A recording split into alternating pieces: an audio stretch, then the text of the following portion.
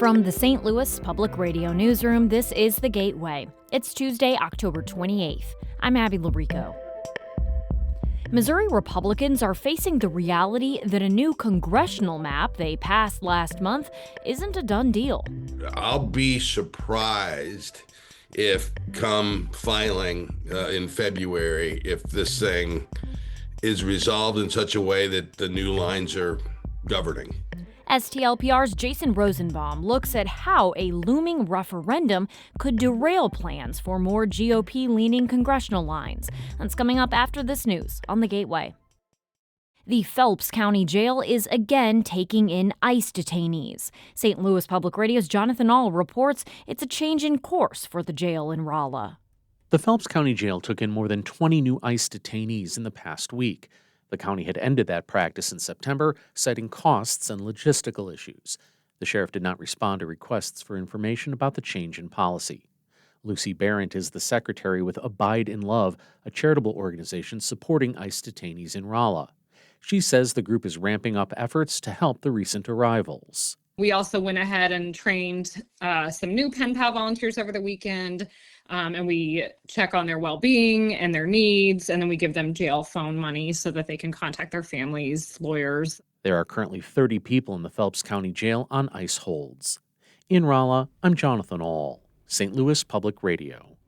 Two of St. Louis's most prominent social justice groups are moving in together. Arch City Defenders and Action St. Louis are launching a $15 million capital campaign today to fund the purchase and renovation of a building in the North Point neighborhood. When completed, it will house the group's offices as well as community gathering and co-working spaces. Blake Strode has been Arch City's executive director for 10 years. He says the building is a recognition of how much the progressive social justice movement has grown. I also think it's a reflection of people in this region that really do believe in a vision of justice and dignity and humanity. Arch City and Action will begin operating from the building January 5th. A grand opening of the center is set for late winter. As the Gateway Arch celebrates its 60th anniversary today, local historians are reflecting on the monument's place in the national civil rights landscape. St. Louis Public Radio's Kayvon Mansouri reports the Arch has played host to some important moments. Historians point to two historic protests that shaped the future of civil rights in the U.S. In 1964, activists climbed up the unfinished north leg of the monument to protest discriminatory hiring practices that excluded black workers. The second protest followed a union walkout after the first black plumbers were hired at the site later that year. The protest led to the first discrimination lawsuits ever filed by the U.S. Department of Justice. Andrew Wanko is a historian at the Missouri History Museum. It's a civil rights icon. It's been used as a backdrop for protests. It's also a part of people's dear family memories, and it's a beautiful piece of architecture. It can be all those things at once. He was a guest on St. Louis on the Air. The monument officially opened October 28, 1965. I'm Kayvon Mansouri, St. Louis Public Radio. Today is the last day for the public to submit feedback on a proposed change to how cannabis is sold in Missouri. The Division of Cannabis Regulation has published the first draft of a proposed rule amendment establishing curbside pickup at dispensary facilities. Dispensaries can currently operate drive-thrus, but not curbside service. Amy Moore is the director of DCR. We have heard of individuals who have physical limitations, who have difficulty accessing cannabis if there's not a drive-thru. Moore says if curbside service is permitted, the division will work to address safety and security concerns. Feedback can be submitted on the Missouri DCR website. Midwest cattle farmers are reacting to President Donald Trump's plan to increase imports of beef from foreign countries. Addison Zanger has more on how the imports could affect rural communities. Sally Thomas owns a cattle farm in Paris, Missouri, and has been involved in raising cattle through FFA and 4-H programs since she was 14. She says beef is a difficult industry, but her farm has been doing well the last few years, which makes her concerned about changes to the market. Thomas says that while American cattle farmers make up a very small percentage of the population, their work is important and their economic impact is noticeable as both producers and consumers. If we don't have the extra income, then we won't be able to spend the money in our communities. The National Cattlemen's Beef Association says President Trump's decision is alarming for the future of cattle farmers. Thomas is also concerned, but says this will not affect how she runs her farm in the immediate future. That was Addison Zanger reporting.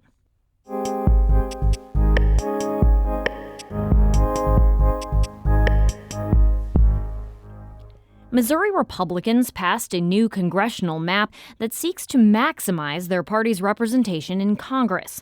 But as St. Louis Public Radio's Jason Rosenbaum reports, a looming referendum could derail those plans even if voters approve the new lines in 2026. It's been about a month since Missouri Republicans passed a congressional map that transforms Democratic Congressman Emanuel Cleaver's Kansas City-based district into a GOP-leaning seat. And since that point, redistricting foes have filed multiple lawsuits and started gathering signatures to place the map up for a statewide vote in 2026. Senate President Pro Tem Cindy O'Laughlin is not surprised about the legal and political counterattack. You know, I guess I don't have to remind you or really anybody listening to this, the current environment, everything is war. So I'm not surprised when, shots start getting fired. President Donald Trump started the redistricting frenzy when he pressured Texas to redraw its congressional lines, a move aimed at preserving the GOP's slim House majority. California voters appear poised to approve a ballot item that could produce 5 more Democratic seats, and Indiana and Kansas could join Missouri, Texas, and North Carolina in producing more GOP-leaning maps. Republican State Representative Jim Murphy of South St. Louis County voted for the map, though he concedes it was not an optimal move. Well, I wish I hadn't had to vote for it, but I don't regret my vote, no. I mean, I see what other states have done, and it's appalling. Tit for tat is not a good way to run a state or a country, for that matter. But unfortunately, it's the environment we're in. But Trump's desire to get another Missouri Republican to the House in time for the 2026 elections may not come to fruition, especially if referendum proponents get enough signatures. In that scenario, Missourians would decide on the map in November 2026. Even if the map gets approved then, it wouldn't go into effect until 2028, which wouldn't really help Republicans keep the House next year. GOP legislators could potentially move the referendum to, say, March 2026, so that the lines could go into effect for the 2026 election cycle. But Republican leaders such as House Speaker Pro Tem Chad Perkins are not crazy about that idea, especially since Democrats may have an advantage in a low turnout March election. I will simply say in general, I like a larger voter turnout.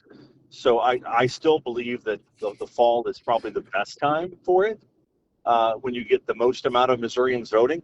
Democratic Senate Minority Leader Doug Beck of South St. Louis County says his GOP colleagues made a big error by letting Trump's administration cajole them into redrawing congressional lines. When you nationalize what we normally do here in Missouri, we draw on our own congressional maps, and then you let somebody else do that, in this case, the president's administration, you're going to have screw-ups. It's not a sure thing that Missourians will decide on the fate of the new congressional map. Backers of the referendum have a pretty short time frame to get more than 106,000 signatures in 6 out of 8 congressional districts. And Missouri Attorney General Catherine Hanaway wants the federal judiciary to declare that a statewide vote on a map is unconstitutional. Still, GOP political consultant John Hancock does not believe the new map is a done deal and won't be for a while. I'll be surprised if come filing in February, if this thing is resolved in such a way that the new lines are governing. If Hancock is proven correct, Missouri Republicans may have to confront a sobering reality that their bid to help their GOP counterparts keep the U.S. House next year was not as easy as they first assumed. I'm Jason Rosenbaum, St. Louis Public Radio. Our Fred Ehrlich edited that piece. As for Illinois, lawmakers are considering a mid-cycle change to redraw their lines to make it more Democrat-leaning. National party leaders are pushing for the change, but Illinois' map is already drawn to heavily favor Democrats, and there are concerns that new maps would dilute minority voting blocs. Any map changes would need to come this week. The Gateway is a production of St. Louis Public Radio, a listener-supported service of the University of Missouri St. Louis. Music by Ryan McNeely of Adult Fur. I'm Abby Larico, and from the St. Louis Public Radio newsroom, thanks for listening to The Gateway.